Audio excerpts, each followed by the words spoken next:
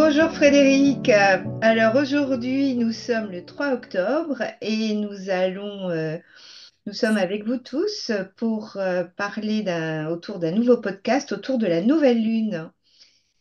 Bonjour Laurence, oui, une nouvelle lune, je suppose, pour les astrologues, qui est un peu costaud.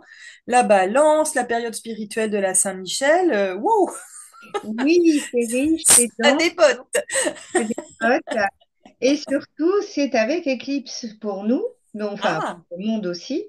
Donc une belle éclipse annulaire, c'est-à-dire que la lune va cacher le soleil et on verra juste la lumière autour de cette ombre noire et ronde comme un cercle de feu. hmm, Et donc ça s'est passé hier et c'était visible au-dessus de l'île de Pâques, wow. qui n'est pas anodin, me semble-t-il. Et en effet, on n'est pas loin de la Saint-Michel. Et il faut savoir que les éclipses solaires se reproduisent au même endroit tous les 19 ans, Au même endroit, au même endroit. Donc, pas au même endroit géographique forcément, mais au même hmm, endroit dans le thème. dans le thème. Que fin 2005, début 2006, on a vécu une éclipse Hmm. dans le même secteur de vie. Donc, voilà, pour celles et ceux qui écrivent un journal, c'est un moment pour se repérer peut-être dans le temps, en tout cas. Hmm. Chez nous, les astrologues, j'ai envie de dire, les éclipses, c'est vraiment des portails de transformation, de transmutation, et un temps en fait de rupture avec le temps, de rupture de quotidien. On rompt le cycle Hmm. pour justement voir les choses autrement, passer à autre chose, et c'est souvent des moments clés de libération qui se manifestent pas au moment de l'éclipse, mais après, Après. quelques Ah, mois après. ok, j'ignorais tout ça, passionnant. Alors, effectivement, je cherchais par quel biais rejoindre ton propos, ton observation. Et il y a une chose que j'ai notée, c'est que il y a eu beaucoup l'information de l'évolution cosmique qui est en cours, qui est en route, comme si vraiment là on était comme accompagnés aussi pour s'élever, un peu comme si toute l'humanité était accompagnée pour s'élever, pour exprimer une conscience plus élevée. Et euh, un temps peut-être qui est venu pour que maintenant ceux qui le peuvent, ceux qui en ont l'élan, ceux qui sont dans cette énergie-là, se mettent en route, s'impliquent pour aider aussi tout le vivant à évoluer. Il y a cette notion, il y avait cette notion, alors ça m'a fait penser à la balance, il y avait cette notion de, ben, on est de toute façon, voilà, dans cette nécessité de la réalité pragmatique, matérielle, voire triviale dans notre incarnation. On a besoin de gérer le quotidien, on a besoin de garder les pieds sur terre, mais en même temps, on a cette invitation à s'élever et à évoluer. Euh, et j'y ai perçu comme euh, la nécessité plus que jamais d'être vrai, d'être honnête avec nous-mêmes, de laisser peut-être notre ego de côté. Il y a cette notion de manifester, d'aider la lumière à rayonner sur Terre. Et ça demande qu'on s'implique désormais, qu'on se fasse entendre distinctement ou qu'on ose sortir de nos habitudes pour vraiment collaborer, aider, accompagner. Euh, donc il y a cette notion subtile de garder notre esprit pratique, mais en même temps euh, d'avoir cette conscience de qui on est, comment on peut aussi venir en aide à ceux qui en a besoin autour de nous, tout en restant dans notre humilité. Donc il y a vraiment la phrase qui revenait en permanence, c'était aider la Terre à évoluer, aider l'humanité à évoluer. Et pour moi, je captais des énergies qui travaillent beaucoup sur le troisième œil, le chakra coronal, l'étoile de l'âme au-dessus. Donc ça, c'est souvent des énergies qui parlent de processus de changement cellulaire profond, de plans spirituels activés pour faciliter un changement de vibration. Ça résonne pour toi? Oui, alors c'est toujours étonnant parce que la balance, elle nous parle d'équilibre et de relation et de retrouver, lors d'une éclipse, hein, il s'agit de retrouver enfin, de trouver un nouvel équilibre dans nos relations. Mais ce dont tu parles au niveau de l'humanité, moi je le vois ailleurs dans le thème. En Hmm. fait, ce que je vois, c'est que pour la première fois de notre vie, nous avons les trois transsaturniennes, c'est-à-dire trois planètes qui sont au-delà de Saturne, qui sont invisibles, mais qui sont très lentes et qui marquent l'atmosphère totale de notre société, du monde, de la Terre, etc. Et ces trois planètes sont en aspect en ce moment comme un triangle et ce sont des aspects dits en astro favorables, ce sont des sextiles et des trigones. Et donc c'est la première fois qu'on vit ça et on va le vivre pendant 5 ans. Oh. C'est-à-dire que beaucoup d'astrologues, du coup, dont un qui est très connu qui s'appelle André Barbeau, considèrent que pendant 5 ans, on va vivre des années extrêmement, prodigues, enfin une ouverture sur un nouveau monde, une nouvelle société. Moi, ce Hmm. que je vois là aujourd'hui, je pense que c'est ça que tu es en train de capter, j'ai envie de le formuler un peu différemment du coup, c'est que ces trois planètes, pour le moment, sont à la fin de chaque signe, c'est-à-dire à la fin du Capricorne, à la fin du Taureau, à la fin du Poisson, qui sont des signes de terre et d'eau, du tangible, du passé aussi, de tout un système de possession, de ressenti, Hmm. et vont passer en 2025 et 2026, respectivement. Pluton va passer en Verseau, Neptune et Saturne vont passer en Bélier, et Uranus va passer en Gémeaux. Donc on va passer dans des énergies d'air et de feu qui sont Hmm. beaucoup plus dans l'intangible, qui sont beaucoup plus dans quelque chose de l'ordre de l'initiation, de l'inspiration, du mental, du concept et de tout ce qui est de l'ordre de l'invisible. Donc, il y a un changement de monde qui est en train de s'affirmer et le tempo indiqué par la planète, les planètes, ça démarre en juillet 2025 quand Saturne et Neptune seront au tout début du Bélier. Et la dernière fois que Saturne et Neptune se sont retrouvés au tout début du Bélier, c'était hier, c'était en moins 593 avant Jésus-Christ. Une paille. Oui, pareil. Ça n'arrive donc pas si souvent que ça. Et cette époque, c'est Solon qui devient archonte à Athènes et qui crée les premiers pas de la démocratie et qui vont Ah, être suivis juste après, quelques années après, par tous les grands sages dont on s'inspire encore aujourd'hui, Platon, Aristote, Pythagore, Thalès, etc. Et d'accord. donc qui ont créé un nouveau monde. Et on Hmm. va vivre, nous, là, aujourd'hui, ce début-là. Alors ça m'éclaire beaucoup parce qu'il y avait un archétype, enfin une image que je ne comprenais pas et ça me parlait du besoin de retrouver le bonheur de l'enfance, de l'innocence des premières bases, des premiers pas, des premières évolutions, des premières propositions. Et comme si réintégrer tout ça, cette énergie-là, ça allait nous permettre de voir la vie avec un regard différent. En même temps comme de recréer, donc on revient à cette histoire de collaboration, d'entraide, etc., de collaboration humaine, besoin de recréer aussi comme de nouveaux groupes au pluriel, où on sera beaucoup plus à même d'apprécier la camaraderie des autres, les choses simples. C'est intéressant parce qu'on parle effectivement de début, d'enfance, et en même temps de recréer de nouveaux groupes beaucoup plus sains, beaucoup plus enthousiastes et beaucoup plus capables de porter l'énergie du nouveau et du renouveau. Et là, Et, tu vois, ce que tu captes là, c'est ce qui va se concrétiser, mais je pense après le mois de novembre. ah, c'est Parce intéressant. que Ah, tu vois, c'est déjà là, effectivement. Mm. Pluton, il revient là, actuellement, il est encore en Capricorne, donc il vient, tu vois, ce que je te disais, c'est ces trois planètes qui sont à la fin d'un signe. Quand ils Mm. sont, quand c'est à ce moment-là, en général, ils regardent le reste du signe, ils se disent, bon, alors, qu'est-ce qu'il y a à terminer? Qu'est-ce que j'ai pas changé, etc. Et donc, ils viennent réajuster, terminer, mettre un coup de pression pour que le job Mm. soit fait, entre guillemets, hein, bien Entre sûr, guillemets. Oui, oui, bien une sûr. allégorie. Mais donc là, Pluton en Capricorne, c'est un peu comme si, alors au niveau du gouvernement, Capricorne, c'est le gouvernement, l'État, etc. Qu'est-ce que Pluton dit? Bah, qu'est-ce qui n'est pas vrai, toujours pas ajusté, toujours pas. Et donc, il augmente sa pression, il augmente. d'où on a un gouvernement un peu étrange, voilà, qui est ni à gauche ni à droite, enfin qui est très étrange.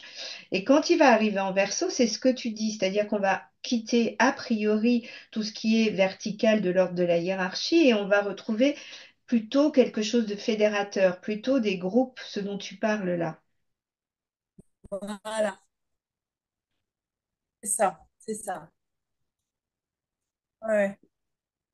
Donc ça montre bien aussi que dans cette période courte, on va dire de quelques semaines, 4, 5 semaines peut-être, voilà, qu'on a ne vont pas forcément être suivis. On va se sentir un petit peu en non-conformité ou encore plus en non-conformité avec les groupes qu'on fréquentait jusqu'à présent ou les entourages qui étaient les nôtres. Peut-être aussi qu'on va enfin se renforcer euh, dans notre conviction qu'on n'a plus à essayer, on n'a pas à essayer de faire plaisir aux autres au point de perdre notre individualité. Est-ce que c'est pas une période aussi pour renforcer sa posture intérieure, pour s'engager aussi à développer ce qu'on sent en nous et qu'on n'osait peut-être pas manifester? Une période presque intense, très courte et intense, pour explorer de nouvelles idées, explorer de nouvelles directions, poser les bonnes questions et prendre aussi davantage ce qui est bon pour nous, pour notre croissance personnelle. Est-ce qu'il se pourrait que ce soit une période très intense et courte pour cela, pour Oui, clarifier oui. cela pour Ah certains? oui, oui, moi je confirme, et là, moi je reviens sur l'éclipse, tu vois, c'est Ah, vraiment d'accord. ça, c'est-à-dire que l'éclipse en balance, elle te dit, faut arrêter de dire si c'est OK pour toi, c'est OK pour moi. Non, il Mm, s'agit de dire on va trouver un nouvel accord, win-win. Tu mm, gagnes, je gagne. Il n'y a mm, pas de... C'est beaucoup ça, c'est-à-dire arrêter de s'oublier, arrêter de vouloir que l'autre passe avant ou de vouloir passer avant. Il y a une sorte d'équilibre, hein, de nouvel équilibre qui s'instaure et qui va permettre de justement l'entraide dont tu parlais au début, tu vois, mm. mais pas l'entraide dans un système de sacrifice, mais plus de service avec une relation plus saine où on va examiner les limites qu'il y a entre les uns et les autres, mieux définir ce dont on parle. Euh, et peut-être aussi parce que cette Vénus, là, dans la nouvelle lune, elle est en Scorpion, elle est très soutenue et donc elle permet d'aller très en profondeur. Ouais, ouais. Ouais, ça semble important parce que il y avait aussi cette information de résister autant que faire se peut à cette trépidation, quoi, de cet emballement, à cet emballement qui finalement nous sort de notre vie intérieure ou même appauvrit notre vie intérieure. Et pour certains d'entre nous, bah, on voit bien que cette insistance, cette trépidation, elle, elle renforce parfois notre moi gestionnaire. Je n'entends plus très bien. Et elle nous sort de la... Je t'entends parfaitement. Tu dois avoir des coupures de réseau, mais j'espère que l'enregistrement, Là, c'est bon. Là, c'est bon. Alors pour moi, c'est OK. Est-ce que tu m'entends? Ouais. Là, je Bon, t'entends. OK. Oui, oui. Parce que pour moi, j'ai pas d'information d'instabilité, hein. Ah, ok, d'accord. Voilà, donc je disais cette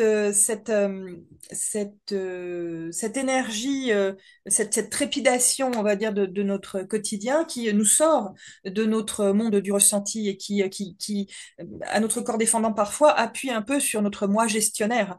Donc il y a vraiment cette notion aussi de prêter grande attention à ces moments où on se sent plus du tout relié, où on se sent en dehors de nous, où on se sent dissocié, déconnecté, pour vraiment installer un peu plus d'espace pour y voir plus clair dans nos doutes, dans nos souffrances et justement sciemment commencer à prendre du temps pour installer davantage de paix en nous, être un peu plus cœur à cœur avec notre corps, cœur à cœur avec nous-mêmes. Il y a cette information de collaborer, de se sentir beaucoup plus en adéquation encore avec notre puissance invisible, presque entrer en quête. Il y a quelque chose de cet ordre qui commence à émerger, Mhm, mhm, mhm. presque entrer en quête.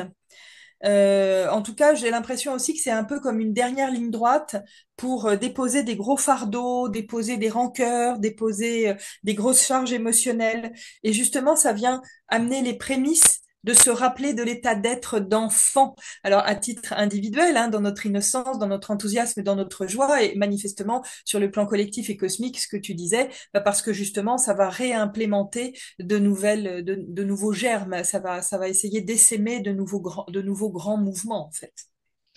Oui, oui, et puis on voit bien que ce sont des émotions qui viennent comment dire, qui viennent en fait, je reviens au même mot, mais on est vraiment dans quelque chose de retrouver un équilibre. En fait, c'est de se libérer et se libérer des émotions. Oui, c'est ça que je voulais dire. C'est là, si on regarde la carte de la nouvelle lune, on est soutenu. C'est comme si des anges venaient nous soulever et nous aider. Si on Ouais, mettait ouais, ouais. l'intention de se libérer, si on dit j'ai envie de me libérer, alors on est soutenu. Ça va en profondeur pour se libérer. Et l'important, me semble-t-il, c'est il y a Mercure qui fait partie de cette éclipse.